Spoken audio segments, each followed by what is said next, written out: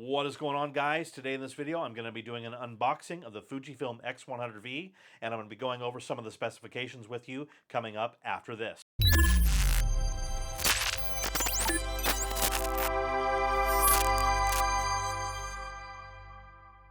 Hey guys, my name is Nelson. On this channel I do photography and tech-based tips, tricks, and tutorials, so if you're new here, please consider subscribing. So let's get down with this unboxing.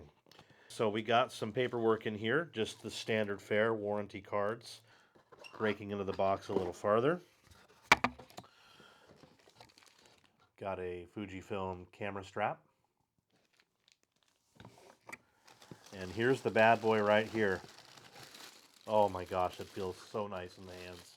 All right, so let's look further in the box here. So we get a USB-C cable. All right, here is our NP-W126S, which is a 1260 milliamp hour battery. And we get our little dangly bits that we can use to attach our strap with.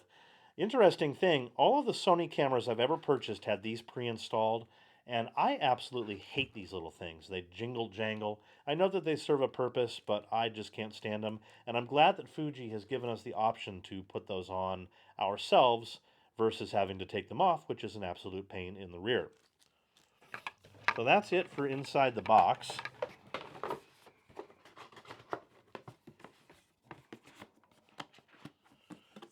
All right, guys, so my first impressions of this thing, pulling this out of the box, this thing is absolutely beautiful. They have made the top and bottom plates now out of aluminum, and this thing feels really premium in the hand. Going over some of the switches and dials, which is something I really love about Fuji, you've got your shutter speed dial right here. To change your ISO, you actually lift up on this piece and turn the dial to set your ISO. Over here, you've got your exposure compensation dial. Moving on to the back, you have your drive delete button, your AEL AFL button. You have your little joystick, your menu, play, display buttons, and back button.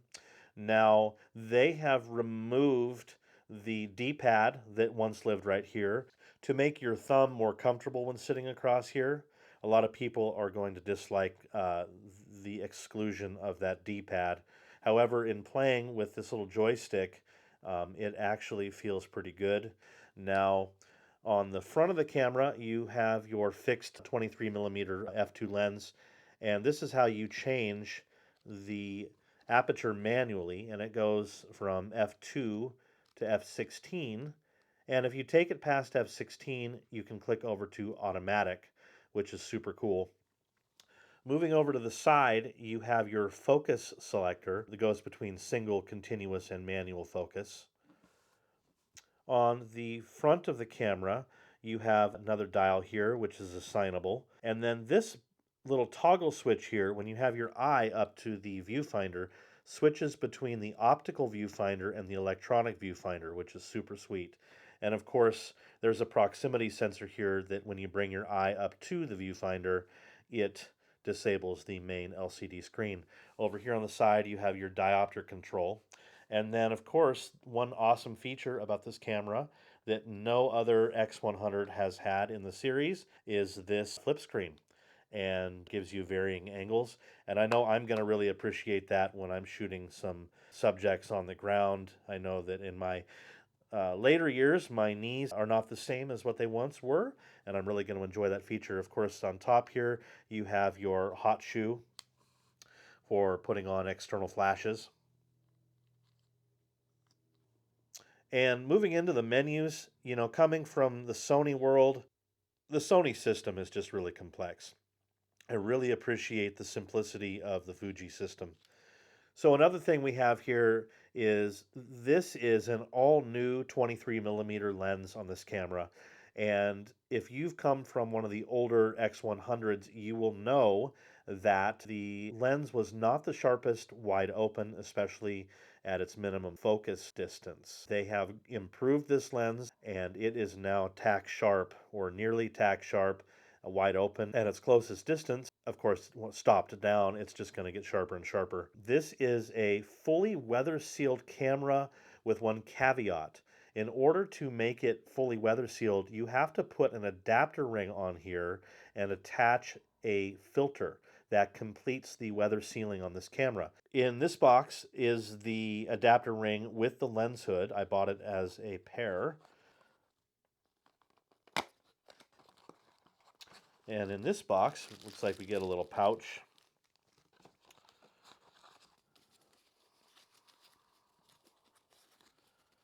And here is our adapter ring that we're going to put on the front of this. And this kit comes with the lens hood. And in doing some reading about this camera before I purchased it, I found out that this camera does suffer from a little bit of lens flare. So I'm hoping that this little lens hood will negate some of that lens flare. That's the idea anyway. And moving along, here is the 49 millimeter filter.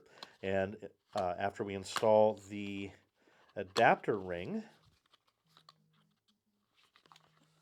this little guy will complete our weather sealing. And I will have links in the description below to this filter and to this lens hood and adapter ring combo. Also, I will have links to the Fujifilm camera itself if you guys want to go check it out. So I'd like to go over the camera specifications with you guys.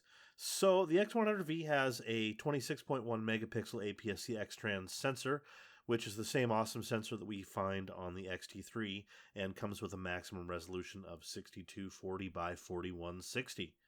As for the lens, we have an all-new 23mm f2, which because of the APS-C size sensor is the full-frame equivalent of a 35mm field of view. And with this new lens, we get a much sharper image, shooting wide open at f2, especially when shooting up-close subjects. So this lens consists of 8 elements in 6 groups, which also includes 2 aspherical elements.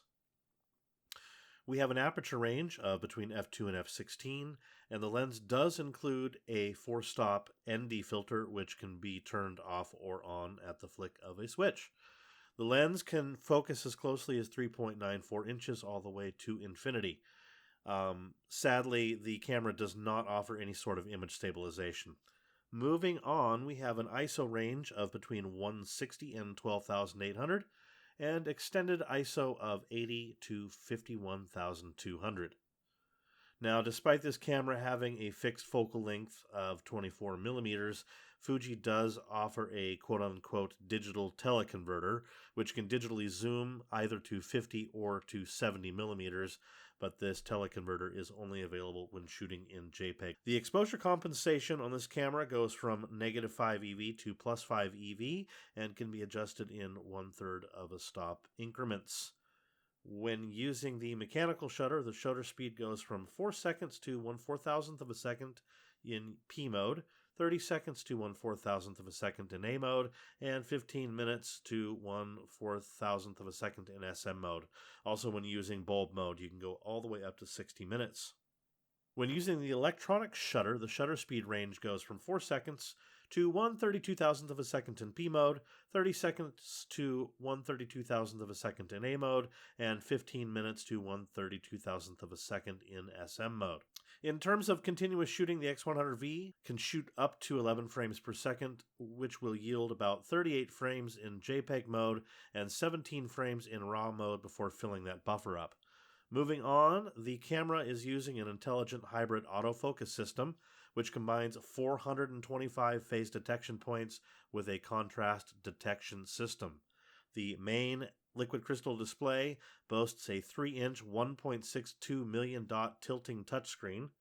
The X100V also has an optical viewfinder, a hybrid viewfinder that is, with a 0.52 magnification. It's a pretty sweet viewfinder. It has some digital overlays on it. The electronic viewfinder is a 3.69 million dot OLED with a coverage of viewing area versus capturing area of about 100%. In terms of video specs, we get DCI 4K at 29.97p, 25p, 24p, 23.9p at between 200 megabits per second or 100 megabits per second, up to approximately a 10-minute recording time. When shooting in UHD 4K 3840 by 2160, we have 29.97p, 25p, 24p, 23.98p, and again we have the option of 200 megabits per second or 100 megabits per second, also up to approximately a 10-minute recording limit. Using full HD 1920 by 1080, we get 60p, 50p, 29.97p, 25p, 24p, 23.98, also 200 megabits per second as a maximum, and has an approximate 15-minute time limit. Shooting full HD high-speed recording, we get 120p or 100p with 200 megabits per second recording, up to approximately 6 minutes. Moving on to input and output, we have a micro HDMI output, a USB Type-C, a 2.5 millimeter microphone input, and a headphone jack when using a USB-C to microphone converter. The battery in this camera is the NP-W126S, which is rated for up to 350 shots when using the electronic viewfinder and 420 shots when using the optical viewfinder. Battery life for video when shooting 4K is approximately 45 minutes when shooting in 29.97 frames per second, and up to 75 minutes when shooting 1080p 60. All right, guys, there you have it. My initial impressions of this camera are it feels wonderful in the hand. It looks very well built. I really appreciate the dials, the fit and finish. I really like the color scheme on the silver and black. Check out my channel in a couple of weeks. I'm going to take this thing out into the field, see what kind of images I can get with it, and give you my initial impressions at that time. I have left an affiliate link in the description below if you guys want to check out this camera and some of the accessories that I have with it. I am not affiliated with Fuji at all, but just really happen to love their cameras and want to share it with the world. And if you found this content useful, please consider subscribing and give this video a thumbs up. It really helps out the channel. All right, take care.